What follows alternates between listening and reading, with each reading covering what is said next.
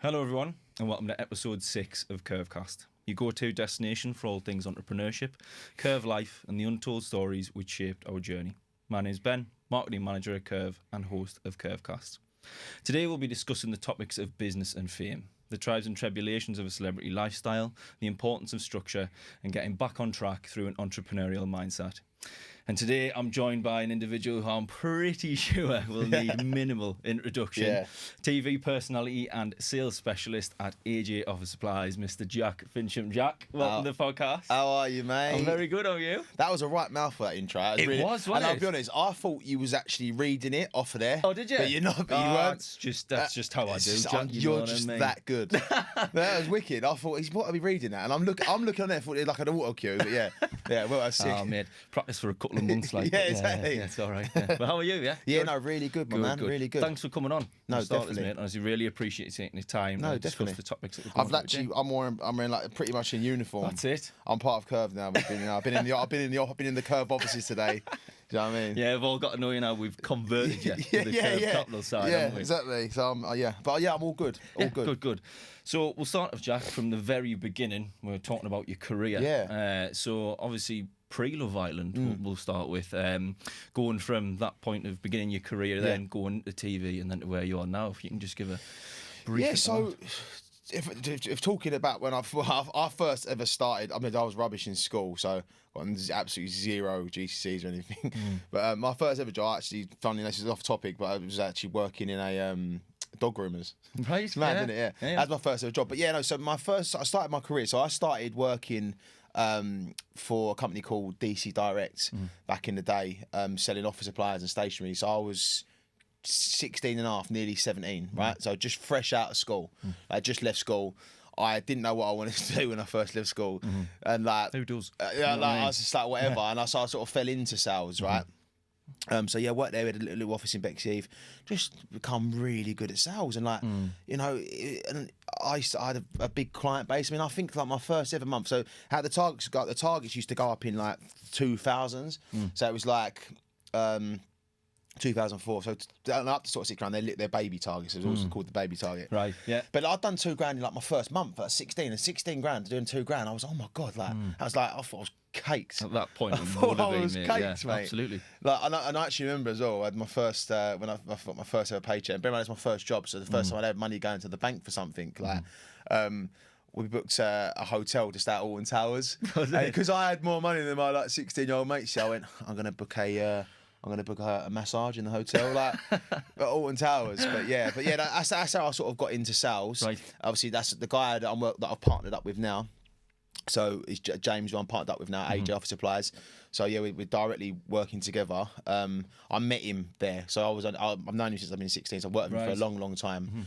But then, so I was with DC Direct for a little while. But then another guy who's a really, really good friend of mine, Dane. He split off. And obviously I went with him because he was a family friend. So I went with him. And again, just kept building my ledger. Yeah, and I've his client now. I've come back to doing it. Like there's clients that I dealt with for years and years and years. I've phoned them up again. They're well happy to hear my voice. Oh my god, you're doing this again. Yeah, I'm like, yeah, and I'm just really happy to be working again. And it's something that I'm good at. I've always done it. Yeah, it must be quite refreshing, I guess, to come back to it. It's something that you know so well to come back and do. This is it. Like I know the ins and outs of it. That's something. Look, I'll be honest. I've even cut. I mean, and by the way, if you don't just, because obviously on TV it was like Jack sells pens. We do sell pens, but not just pens. There's nothing we don't do. Actually, we do everything. But yeah, I know it all like the back of my hand. So it's been wicked to have a routine again. Come back to work, speak to people, you know, and speak to my old clients, get my old clients back, and win new clients. Because now, when I go into a building, kind of people will recognise you. Yeah. So it's like a nice thing, because it's nice to think they like me, actually, because I go in there and first of all, they're interested. They want to ask you questions about the television and things like that. They want to ask you stuff like, and then you've got a bit of a leg up more than most to win the business. So I'm just trying to use that stuff to my advantage, but in something that I like, and something that's going to be ongoing rather than just, you know, getting having a post and then it's getting forgotten about. You know what I mean? Well, we're about to come into that essentially, mate. So Obviously, a lot of people outside your close friends and your friendship group, family, will probably be looking at this and thinking, why on earth is he going back into the sales position that you had when you were 17 and going back to your roots, essentially, when realistically you could just potentially do an ad and make some money off that and then sack everything off and not have to work for a while? Well, is it as simple as that? Is it, or...? Do you know, it isn't, and I'll tell you for why. So, look, back in the day, right, so 5 years ago when I just come off of Love Island, mate, every brand wanted to work with you. You know, you could get thousands and thousands for a post and things like that. They weren't really, you know, they're not as natural as you think. They're much more hard to come by now. Yeah, it doesn't really happen as much now. So people see, that's the thing as well. I think as soon as you got over a certain amount of followers on Instagram, people just assume you're rich. Yeah. Isn't the case. Trust me, I will be mega rich from doing this. Trust me, I will, and I believe in myself that. Honestly, I'm thinking about it now. I will be, because I will get myself back, because, you know, all that, the Love Island money, the Love Island riches, you know, you get posts and you get campaigns and brand deals and get thousands and thousands of pounds. But it's just not. I mean, look, there's people. I wasn't very good. I'm still learning now. That's why I've got some good mentors on board now to help me. I've never been good at money, so when I get that money, it was like throwaway money. It was like Monopoly money. I just used to get it, and then like it just used to get spent like straight away, and then, you know what I mean. And it's just not sustainable. But yeah, the reason I'm doing this is because people. The point I'm making is some people would look and think, "Oh, you've gone back to it. You've gone backwards." When actually, I'm actually elevating. I'm elevating. I've started a company. I'm partnered up with someone. I'm winning clients. You know, but you know, it's not these clients, right? You know, I'm going to bend over backwards to look after them. This isn't just a post and then it's gone. This is ongoing residual income that's going to keep coming. Because I could get, say you got paid $2,000 for a post, right? But then I'm providing a service to a client and stuff like that. You know, I've saved them money. I'm doing their furniture. I'm doing, you know, their catering. I'm doing their building maintenance, right? And I earn £2,000 out of that. I'm earning that every single month for the next 10 years. Do you know what I mean? So I don't know why 2 years ago I didn't just go back to work and start building a foundation for myself, because what I want to do now, like I said, I've never been good at business, I've never been good at money, but that's why now I've took it upon myself to think I want to change my life around now. I've done the fame stuff, and I will go back into. I will definitely, at the moment, people don't want to touch me on TV at the moment because I've had quite a few bad articles in the paper and stuff and in the media. But look, I'm human. I make mistakes. You know, so I hold my hands up. I'm sorry, I'm not trying to blame anyone else. It was my fault. I made those mistakes. I'm paying for them. But now I'm actually saying, do you know what? Rather than sit and feel sorry for myself, oh, he got that brand deal. Oh, I could have done that brand deal. No, actually, I'm going to build a foundation. I'm going to build a business, a solid business that's going to earn me a lot of money. And I'm going to take over. Trust me, I'm going to take over when it comes to like office supplies, stationery, and building maintenance and anything to do with an office, business to business. I'm going to take over. I'll be doing everyone's print. I'll be doing everyone's furniture. You know what I mean? I'll be doing this. I'm just selling it now. I'll be doing their signage. I'll just be doing signage. There's nothing we don't do. You know, printers. But yeah, like that's the plan. But I think this is actually better to be doing it, because people, you know, anyone that thinks, oh, we could have just gone and done a post for $10,000, you're number one, misinformed, and number two, that what a rubbish way to think. Because I'll be honest, I thought that for the last 5 years. Oh, wicked. And then it doesn't work like that, because if you go like me, who's, you know, had some issues and I've had some bad press, these brands now don't want to work with you. Do you know what I'm saying? Because they're worried about their brand. But when it's me and I know the service I'm providing now, what I'm doing now, and the foundation I'm building now is something that I'm really good at and I'm confident in, that's not going to happen. That's just going to skyrocket. And obviously using, you know, that I've got a platform as well, I can use it to my advantage. Do you know what I'm saying? Because why do you think the brands use celebrities and stuff for stuff? Because your brain, when you see a face you know, you automatically trust it more. So when you see someone they know, I'm going to go in and and they're going to be more receptive to me. Do you know what I mean? So I don't. Anyone that says that, they're looking at it wrong. Because why can't you do both? Do you know what I mean? Why can't I have this company, build this company, have a massive client base across the whole of the UK, but then get a TV appearance anyway? Because for me, when I didn't have structure and I wasn't working and I wasn't building something, wasn't trying to better myself. I was just waiting for the jobs to come into me, wasn't actually going out and getting it. Didn't get me anywhere. It's not got me absolutely anywhere, and it just gave me no routine. You know, and in fact, it's like, why is that a failure? Actually working, doing both things, it's making everything else in my life more positive. Yeah. Because I've got a routine. Because if you haven't, you know, if you're not doing something, sitting indoors, waiting for something to come, going out on the piss, on the lash, going out, you know, doing whatever, you know, partying, you're not going to get anything else done. Yeah. And then them opportunities start dwindling. Do you know what I mean? Yeah. Whereas now, I know I'm fresh Monday to Friday, Saturday. I'm fresh. I'm fresh on Monday morning. So if I'm fresh and I'm, you know, working hard, I'm radiating positive energy. So the positive energy is going to come back to me because I'm doing good. So I'm doing good. Yeah. Well, you touched on before that getting money, and you said you've never really been good with money. Nah, rubbish. Right? So was that from Love Island? Was it a vicious cycle then? Get money, spend money, get money, spend money. Yeah. Was it? But look, yeah, because look, like I said, some people, you know, they was earning them lumps of money and then probably putting it away. I never had anyone to really tell me to doing that. I didn't know what I was doing with it, you know. And where I had some issues with addiction, so I was going out, I was taking drugs, drinking. It was like I had this endless pot of something that was just enabling me to slowly probably kill myself. It's like this endless pot of like, yeah, I can party all I want now. It's relentless, really. It's just relentless.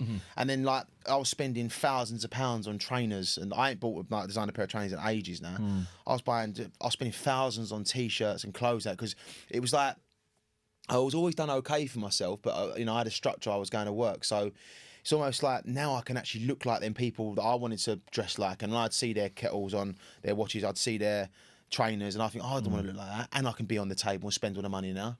So it was like, and then having an addiction as well, I made it worse for myself because it wasn't like I had to be in work on the Monday anymore. Yeah. It's like I'm getting all this money, and I'm just going out on a Wednesday night, wearing a £2,000 t-shirt, pair of spiky trainers that were awful. It's rubbish. They're rubbish, them trainers, them spikes. I don't know what I was thinking. Yeah. I actually wore them on Love Island. Yeah, they was like my pride and joy. You know, doing that, spending all this money for what?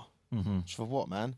So, and because I didn't have anyone to sort of help me and go, well, why don't you put it into that? Why don't you put it into this? All I had was people that just wanted to be my mate because I'm getting them a free table. Yeah.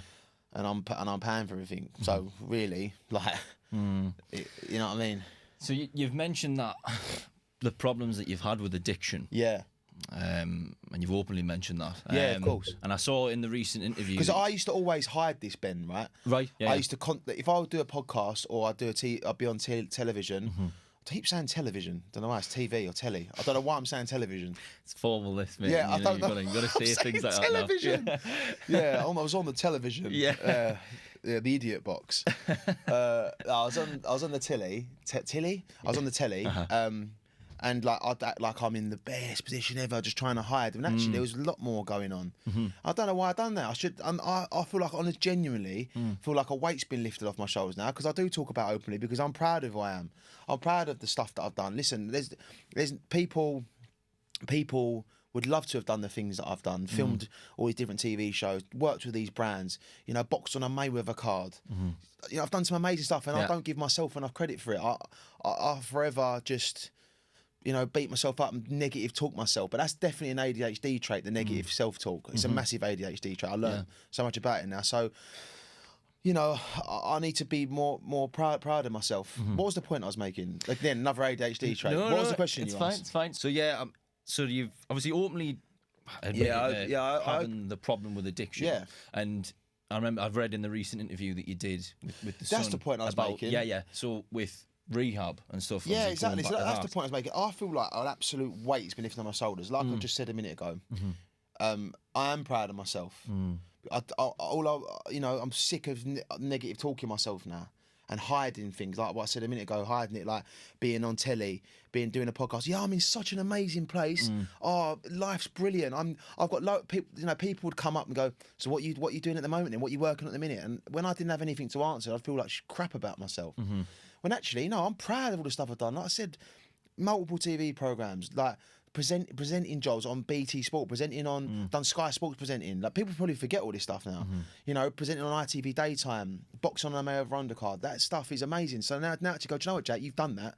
Well done. So don't beat yourself up. Don't be negative about it. You know, and the weight is now off my shoulders because I do talk about addiction openly. Like, do you know what? Yeah, I've struggled. I had to go to rehab. I was in such a bad way. I had to go to rehab. Do you know what I mean? Like, and because I recognise it, and it didn't work because I went in there with the wrong attitude.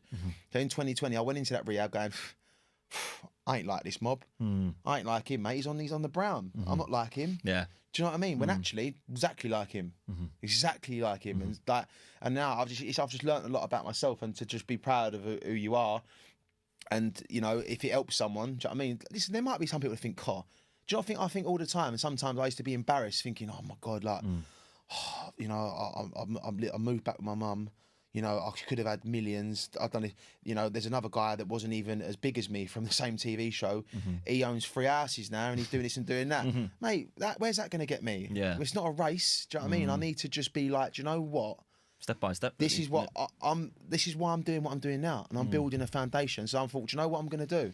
I'm going to get all this stuff off my chest, lay it out in the open. This is who I am. Do you know what I mean? People have seen the real me on Love Island and stuff, and on reality TV. They know what I'm like. They know I'm kind. I'm not a bad person. I'm just a good person that can make some stupid mistakes, does some silly things. So I am who I am. I talk openly about addiction. As someone asks me, I'll answer the question rather than go, oh no, I feel amazing. It's all good.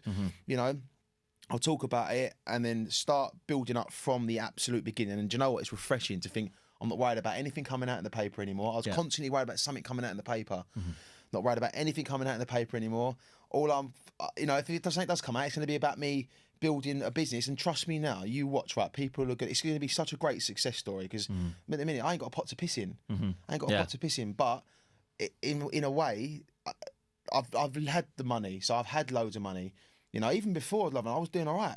I had money, so to be back here, right, starting again, mate, it's humbling. Like it's so humbling. It's like, bruv.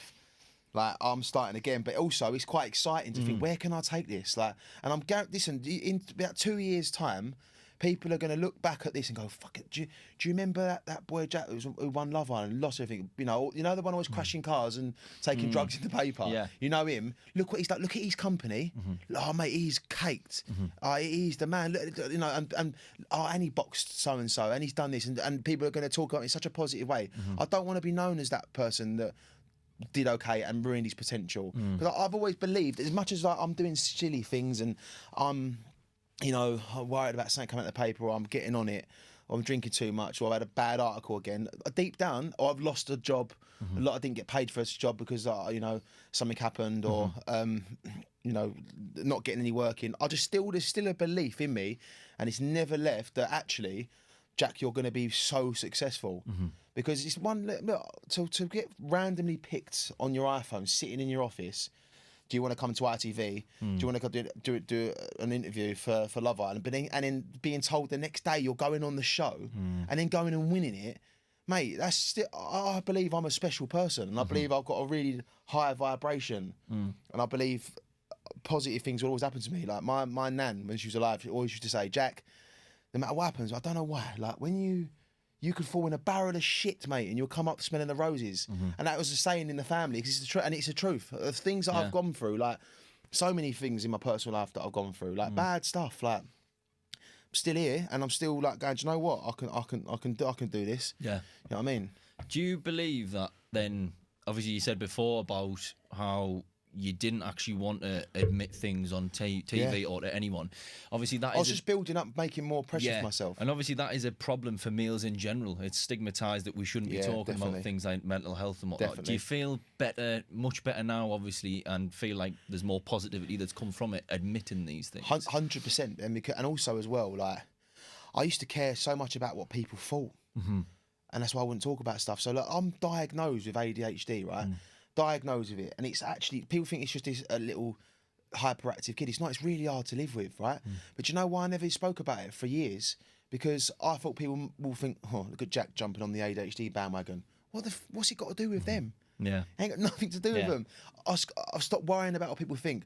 Talk about stuff openly, and I think everyone's. If anyone was watching, and they think, do you know what, Jack's done it. I'm gonna just go and have a conversation with someone because I'm feeling a bit down. Or I'm gonna ask him to go out for a pint because I feel a bit like this. I've done my job. I've helped someone, even if it's one person. So yeah, I just think that it is stigmatised. But I think when you do get to a point, and sometimes that's why, as a part of me, it's glad, you know, all this stuff's come out in the paper. I'm glad that I lost all these jobs. I'm glad because it's made me be now. I don't care what anyone thinks now. I'm just trying to better myself for me and for my family and for my friends. I'm trying to. That's all I'm trying to do, and I can't do any more than that. And like I said, I'm not saying I won't make more mistakes again. I probably will make more mistakes again. And people go, what an idiot. But I'm admitting it, like, rather than trying to play this character of like, everything's great. Oh, look, when you're low, it doesn't matter. You can only go that way. So if I'm I'm not there now, but I had it rock bottom. So sit there and go, oh, everything's rubbish. Oh, my life's, I could have done this, could have done that. No, I thought, do you know what? I can only go up now. All I'm thinking is the only way is up. Yeah, trying to get back on Towie. That's it. But yeah, that's all I can.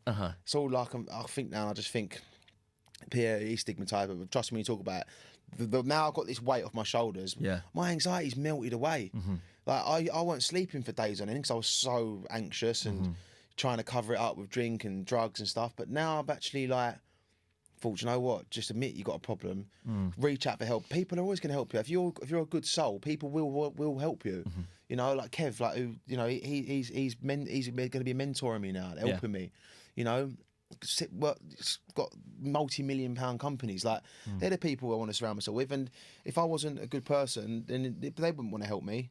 You know, my family have always stuck by me. A lot of people, where they go, "God, you've embarrassed us in the paper. You know, this has happened, that's happened." Like, I've had enough of you now. Like, they still stick by me because they people have got a belief in me. So now I need to have that belief in myself and not let them down. Yeah. Not let these people down. Absolutely. Stop being selfish. Yeah. I watched you and listened to the Stephen Sully podcast you did in 2021. See, I know Stephen. Right. Okay. He's a friend. That's why I done that. What was you going to say? So, well, what I was going to speak about there, because you touched upon it a little bit, was you said that the main reason that you were getting back into the stuff that you're getting into now in 2021. Right? I was out my head on Xanax during that interview. Right, okay, yeah. This is the thing, right? So, and again, it was me making a decision to think, I want to talk about this and help people. I want to help people, but I'm still not. I'm still in active addiction, and I still want to help. So I'll just do the podcast anyway. And I'd taken so many diazepam and Xanax, right? I watch it back now and I cringe. I'm talking sense in what I'm saying. I know what I'm saying, but I'm looking at my eyes. I'm looking at how I am and thinking, oh my God. Like, I could tell you some other stuff where I've been like that, you know what I mean? Yeah. And then I watch it back and think, some people wouldn't notice, but people that know me, I didn't. No, but people that know me, people that know me are going to be like, Jack, man. Do you know what I mean? And even after that, I went out for, mate, I'm going to get on it and went out, started drinking after. I went out for like 2 days. Do you know what I mean? So so that made me feel rubbish about myself because it's like, you hypocrite. You've gone on there trying to say all this and you're trying to help people. You've gone out and got on it for 2 days after, and you was out your head on Xanax and diazepam while you're doing it. So it's just all that stuff. It would make me then hate myself. I'd hate myself after that. But the fault's still there. I was there because I was there for the right reasons. I wanted to help people. I wanted to tell my story a little bit. I was there for the right reasons, but still hadn't reached out for any help. And it was that cover-up thing that I'm talking about. I'm fine. Yeah, this is my story. I'm helping other people. Mate, I looked at it, mate, my hair was well too long because I couldn't even bother to go and get an haircut. I just didn't care about myself. But like I said, my heart was in the right place. I wanted to do that podcast because I wanted to speak to people, and Stephen's great. Do you know what I mean? So that's what that was. But it's just a shame when I look back on these things because there's some good points, but I can't take myself seriously when I watch some things I've done. You know, when I've done a podcast with James English, watch it back, same thing. I wasn't on anything, but like I was in such a dark, deep, horrible place. When I watched it, he's a friend, so I said, "Can you take it down?" He took it down, and the reason I asked for James to take it down was because when I watched it, I didn't even talk about any light at the end of the tunnel. It was just all like how rubbish everything is, what I could have done. and I had no hope for myself. I went, do you know what, I'm going to go. I was labouring on a building site for a little while. I hated it. Tried lie, but that's what I'm saying. I watch it because I lied on the podcast. Not lied. I was lying to myself, not lying to James. I was like, oh yeah, I love it. I love driving the digger. Hey, I'm a worse driver at the best of times. Like, I didn't love driving that digger. I hated getting up early. It was freezing cold, and I was like, this is not for me. Because I just didn't care. I was just like, whatever, I need to pay my rent. Like, that was literally it. Yeah. Like, so when I watch these things back, I'm just like, that's why I'm so glad I can do these ones now and sit here and talk to you. Without the mask. Without the mask on, yeah. I mean, that's what I'm getting so far from obviously this conversation. Is you'd probably, at that point, you had a mask across what you were trying to get across, obviously, like you were saying. And again, it's like, you know, when people would say, oh, so what are you up to now then? Oh, any shows coming up? Sometimes I'd like, oh yeah, couple in the pipeline. There wasn't. Yeah. It doesn't matter. It doesn't matter. Like, you can't, you can't, so that's the thing, that's the thing about being famous. I think people expect you to just tell, yeah, what have you been up to, Jack? Well, I've just gonna put £1 million cash in the bank. And yeah, I've got a couple of A-list celebrities on the phone. Brad Pitt's phone. I don't know what they think you're going to say. Do you know what I mean? But then sometimes, I'll sometimes be embarrassed if I'm not up to anything. But actually, it's fine. But now I'm always up to something. So people ask me what I'm up to now. I go, yeah, I'm building a company from scratch, mate. Watch how good this is going to be. Do you know what I mean? I've got 15 years experience in this industry. What I'm doing, like I'm gonna smash it. And being partnered up with James as well. Yeah, like he's done it for a lot longer than me, and he's had his company running for like the last 6 years, like, and between us all, we've got like 30 odd years experience. And now people ask me, I can launch into this and talk about it, but talk about it with a bit of like passion. Yeah. Rather than giving this wishy-washy answer of like, oh, what are you up to at the moment? I'm doing great. Oh yeah, I'm doing well, all right. I'm doing good. It's a complete mask. I'm not, because if I turn around to someone that's asked me for a photo, and then they ask me, say, oh, can I get a photo? Yeah, of course you can. Then, oh, what are you up to now? And I go, actually, like, I'm proper down at the minute. They're going to think, God's sake, what a depressing meeting with Jack. Do you know what I mean? So it's like, that's how I used to feel. But now, I want everyone to come up and ask me for a photo, just so I can launch into it. I'll pitch them. I'll start pitching them something. Like, yeah. Do you know what I'm saying? You still have that conversation side, don't you? That's pretty much it, isn't it? Yeah. And I mean, you were speaking there about that sort of, I mean, James, for example, is he someone who you're really close to? Yeah. He's head of AJ Office Supplies, isn't he? Yeah, so basically, James obviously, he's the owner. He owns it. He owns that, and part owns another one, RJ Build. We work out of the same office. So we opened up the office in Orpington in September. And we've got a head office in EC4. So we've got 2 offices, one in EC4, like central London, then one obviously where I work out because it's close to me in Orpington. Yeah, we've got like loads and loads of clients. Like he's one of my close friends. I've known him since I've been a kid, 16, 17. So he knows like how good I am at the job. And I'm not blowing my own trumpet, but I'm so good at this job. Like I'm so good at sales. And I think it's because I enjoy it. And at the time when I was doing it before, and obviously then for the last 5 years I've been off doing bits and pieces here and there, just surviving, getting a big lump of money, spending a big lump of money, no foundations. I've not built anything, nothing to show really. I had loads of watches and that. What am I walking about for in a 20 grand watch when I haven't even got a fiver in the bank? So I sold them all. Do you know what I mean? And then that money got spent. Yeah. So working with him, he's brilliant. I'm close to him, so he knows how good I am at the job, and he knows that when I make these phone calls, I'm gonna 9 times out of 10 be able to get a meeting, go and meet these big companies, and I'm gonna win the client. Yeah. And what else is really good as well is I've got like a bit of a double-edged sword now. Like I can offer some stuff that I couldn't offer before. So trust me, and believe me now, I'm telling you now, Ben, I will be back on the television. I will be doing my acting, right? I will be doing all that stuff, right? Say television again. Television. Yeah. So I'll be television. I will be back on the telly. I will get show offers again. I will be doing the brand deals. I am going to be ripped to shreds. I am going to be boxing again. But I just need to. I need to build myself up again. I need to start working, being busy. But now I'm doing this. All that stuff will come back. Yeah.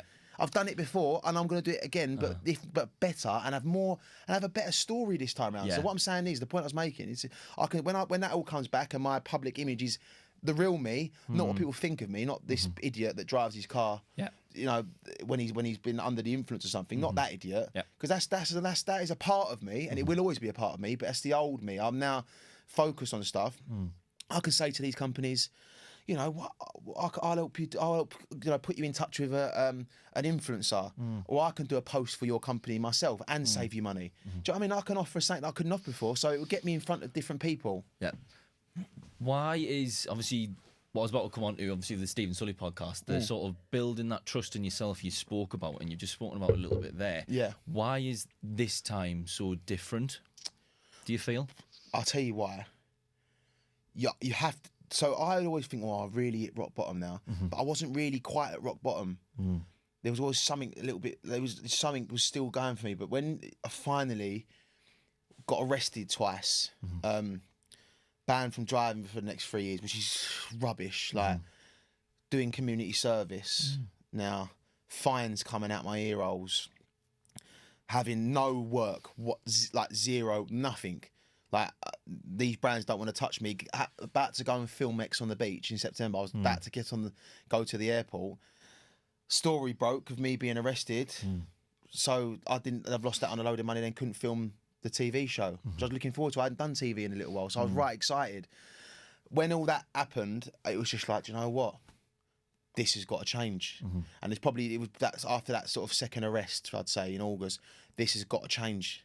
Because now I'm still dealing with all this rubbish things I've done over the last couple of years, because I've been taking drugs, drinking too much, partying, not thinking about other people. They're all now catching up with me. I'm talking about even fines that I've forgotten about because I ain't. Do you know what I mean? They're all catching up.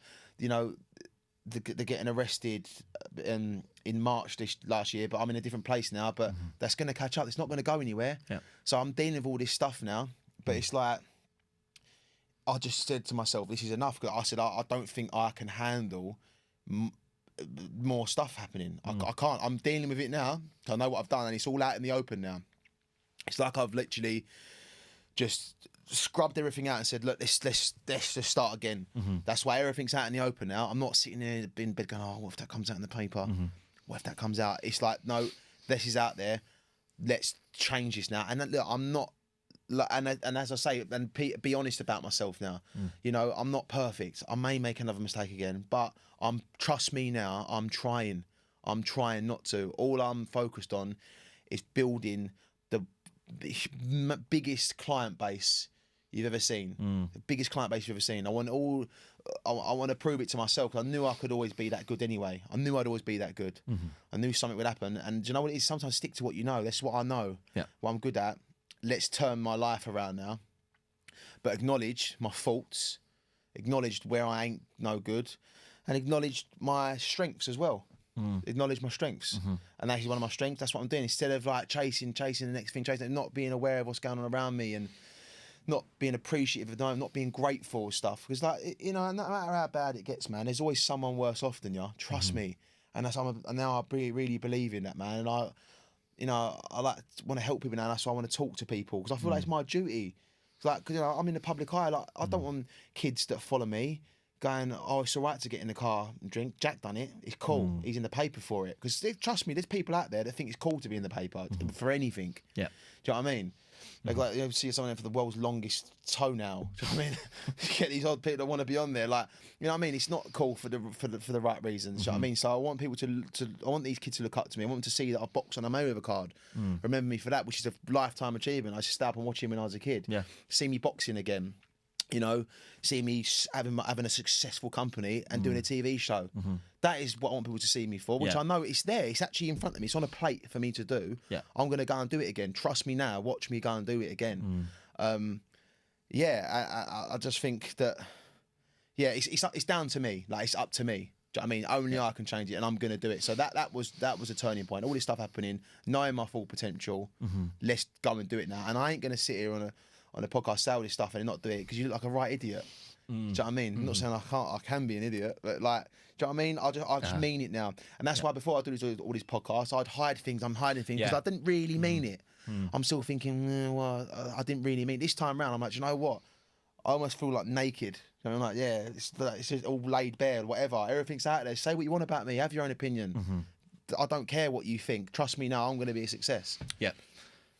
I mean, you've spoken openly, and you've mentioned actually just there about ADHD. Yeah. I mean, you were diagnosed with that when? I was diagnosed in 2020, early 2020, right. yeah. Okay, yeah. So we've had Joe McCormack. I like Joe. I was talking to him today. So Great guy. In the previous episode, he spoke about essentially his battles with ADHD and, funnily enough, drinking. So a separate kind of addiction. Do you think that ADHD has, not saying like it's the reason for it, but potentially had an impact on that addictive personality potentially? Without a doubt, right? And I'm gonna. This is what I was just picking. I wasn't being rude. Then. No, it's all right. I was like, "What's he doing?" I'm picking my phone up. Like? I was just gonna take a photo.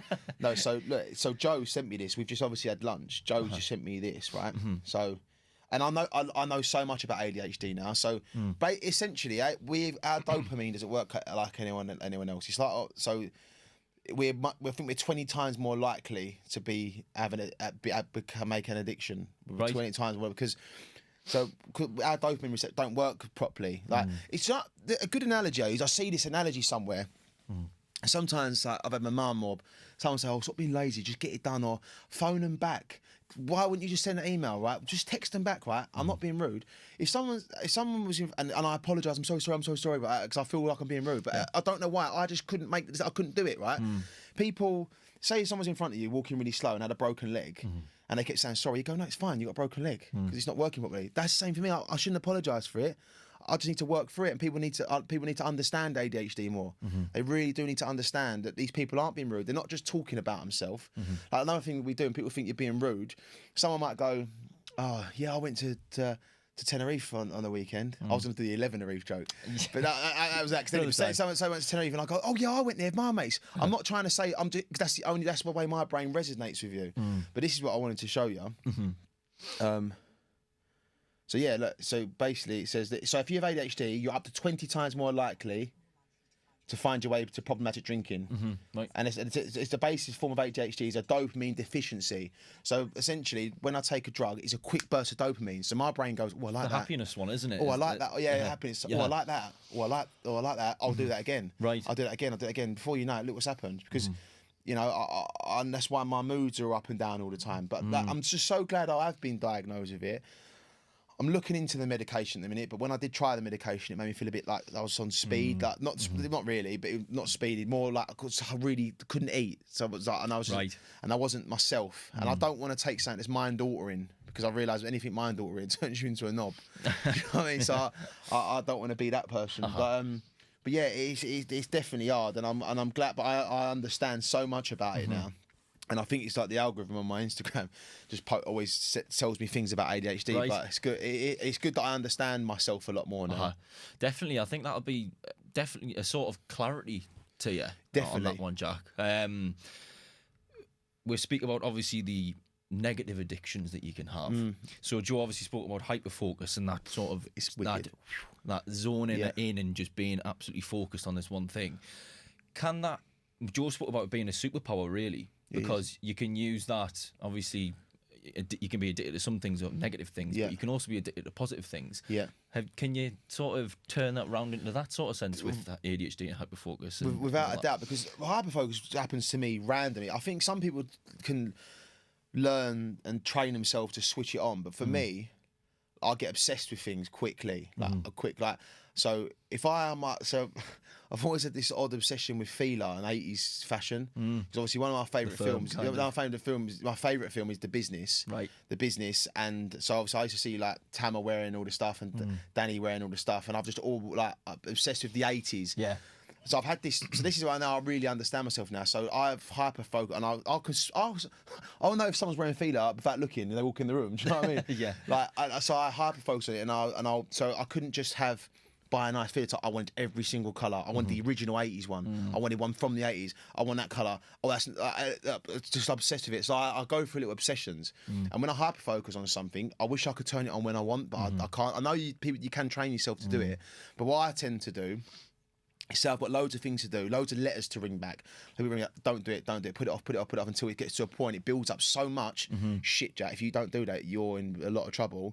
My brain, that's probably a week's worth of work, but I'll get that week's worth of work done in an hour, 2 hours, because I'm a bang, and then nothing else matters, because I know, and all of a sudden, oh my God, did I just do that? And I also know that I've got this room upstairs in my house, and it's like a dressing room. There's just all my clothes in it. And sometimes it looks like a bomb's at it because I can't organise it and I can't physically do it. Gets to such a point where I don't know it's depressing. There's clothes piled up here, everything's everywhere. It's like a bomb site.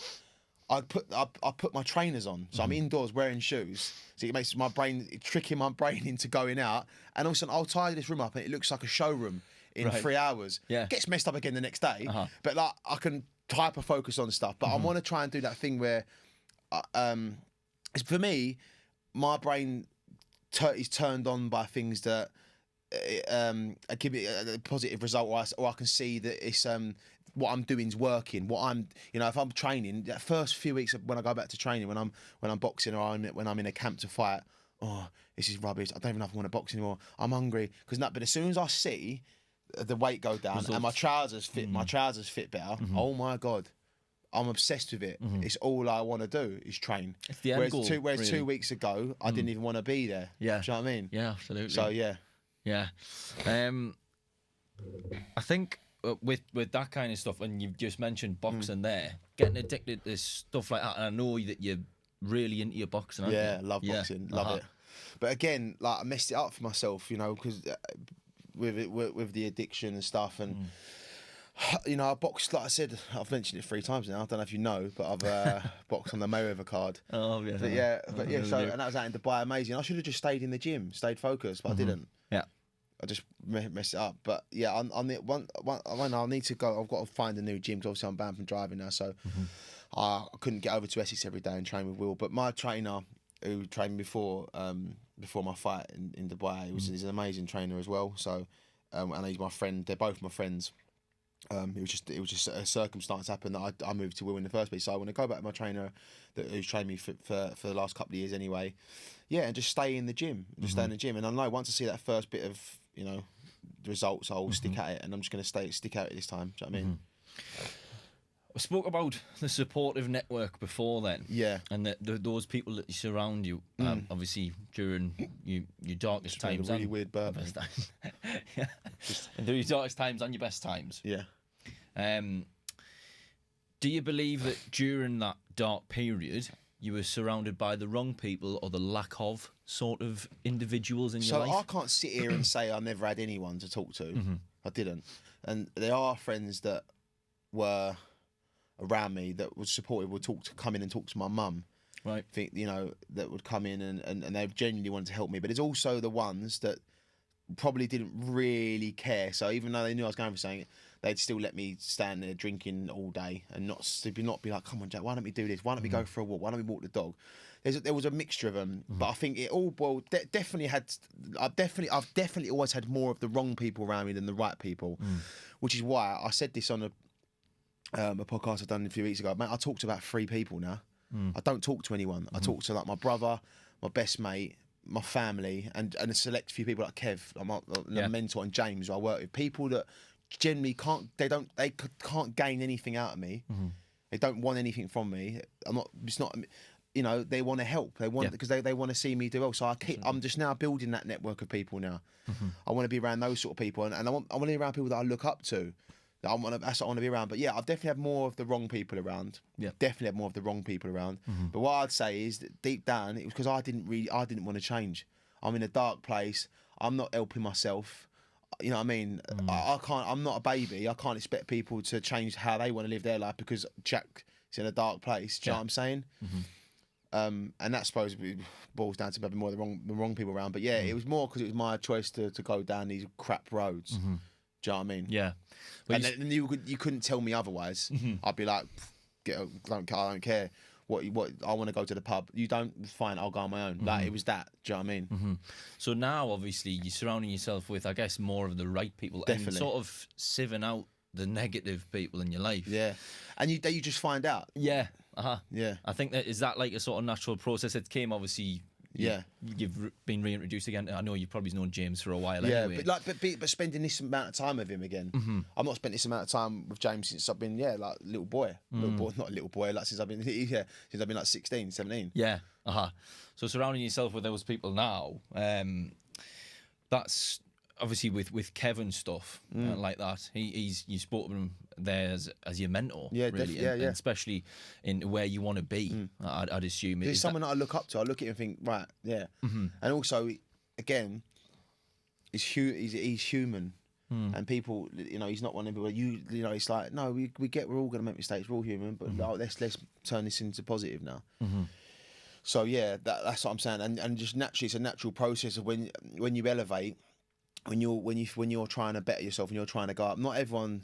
And I think some people get jealous, and do you know what? Now I've realised over the years, especially with the Love Island stuff, I bet there's so many people I thought was my mate probably loved the fact that I messed it up at that time, and I've not messed up my life. I messed up a little part of it. So what? I will do even better now. I will do even better, and I'm glad all that stuff's happened. So when people that trust me, they're so glad, because there's people that and the reason people get so jealous, especially in my area is toxic. I hate that part of South East London. It's just toxic. The people, no one's happy for each other. I'm not talking for everyone. I'm just saying, as a vast majority, no one's happy for each other. It's all. I know people that are mates, but they talk about it to slag each other off and sleep with each other's girlfriends, and then but they're still going their mates. Honestly, the area is toxic, and the reason they've always not liked me. But there's people that never wanted to speak to me years ago, but now they want to be like my best mate. But secretly happy that I've gone through some bad stuff. And do you know why it is? It's because they don't understand why we're both from the same place, we're both from the same area. We've not really done much different. Why has he got that opportunity and I haven't?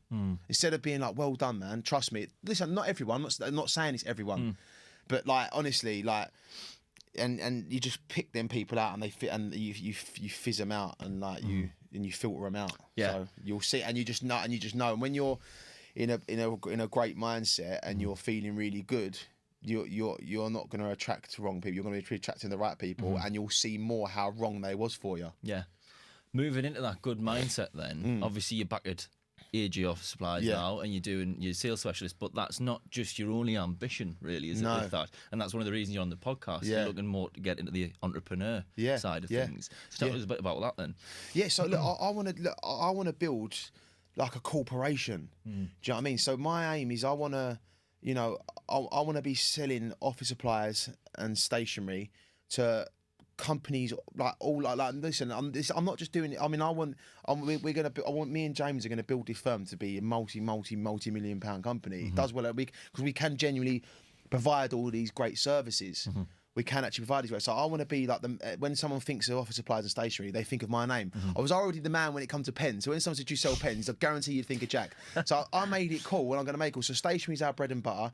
You know, I want to build a massive maintenance company, so we do all like your fixings in buildings, stuff like that. You know, printed stationery, letterheads, business cards, furniture. I want it just to be like where it's in people's minds. So I want to create a brand.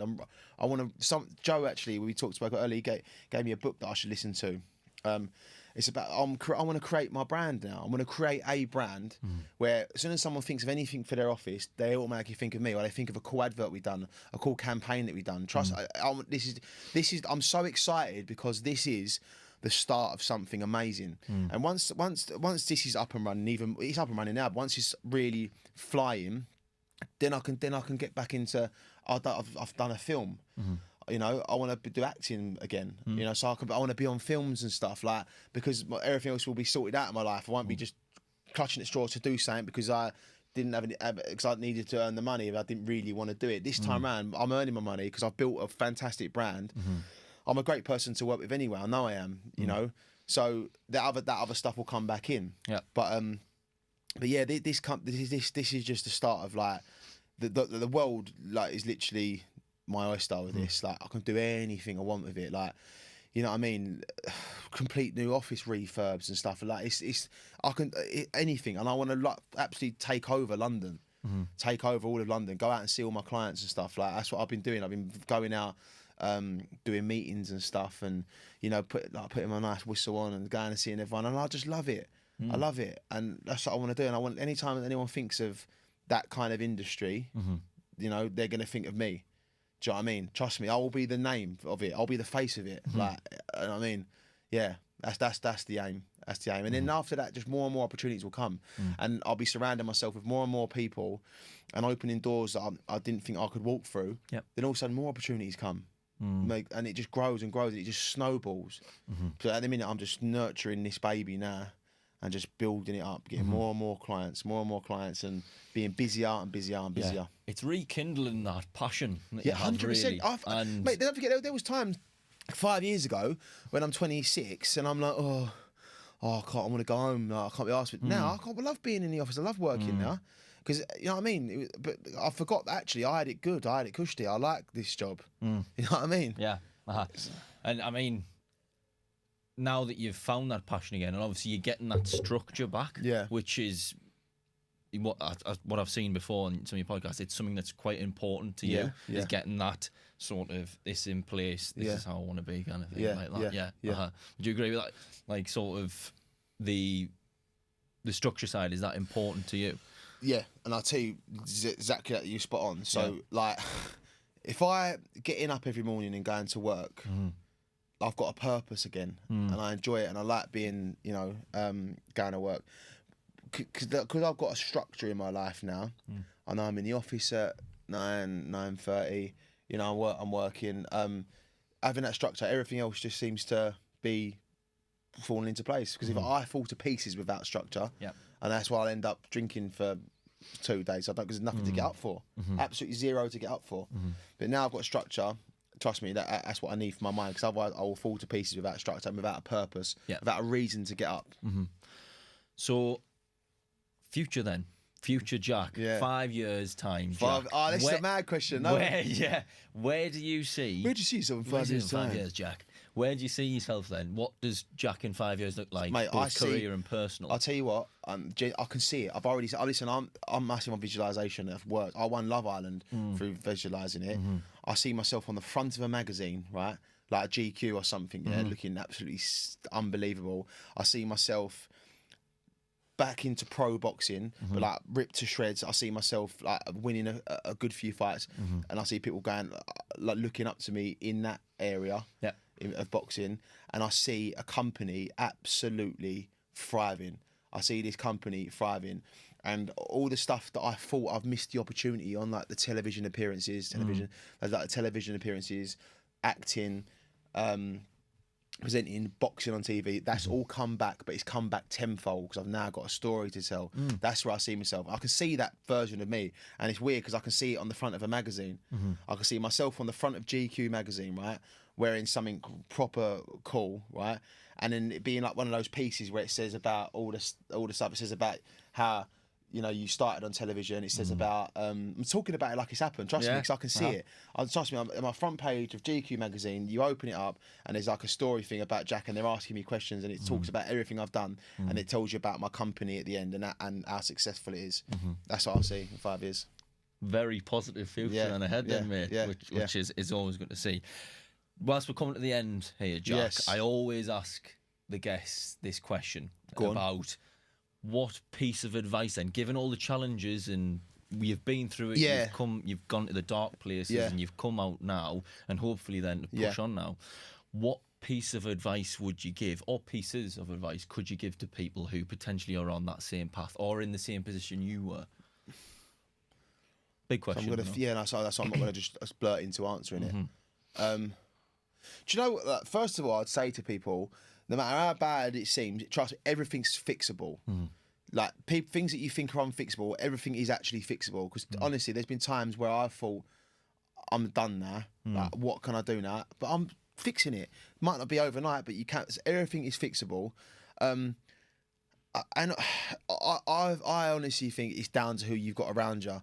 I really believe in that thing of like, you are like a sort of product of the 5 people you're around and stuff. I just think make sure you got the right people around you.